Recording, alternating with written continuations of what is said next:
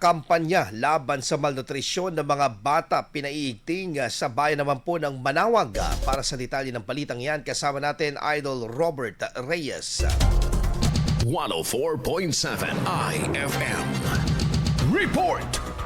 Patuloy na pinaiigting ng lokal na pamahalaan ng Manawag ang kampanya laban sa child malnutrition matapos opisyal na matanggap ang unang delivery para sa 16th Cycle Supplementary Feeding Program ng Department of Social Welfare and Development ngayong araw. Formal na pagtanggap ng mga supply na pagkain ay pamamahagi sa mga benepisyaryo sa 27 Child Development Centers ng bayan. Dinaluhan din ng mga child development workers mula sa iba't ibang barangay ang sinagawang distribusyon. Ayon sa lokal na pamahalaan, layunin ng programa na matiyak ng bawat batang Manawagenyo ay makatatanggap ng sapat na nutrisyon upang mapalakas ang kanilang kalusugan at may taguyod ang mas maliwanag na kinabukasan. Binigyang din ng LGU Manawag ang patuloy nitong dedikasyon sa pagbibigay ng dekalidad na nutrisyon at suporta sa mga bata bilang bahagi ng kanilang pangmatagalang programa laban sa malnutrisyon. Kasama mo mula rito sa IFM News Dagupan, Idol Robert Reyes, Tatak IFM.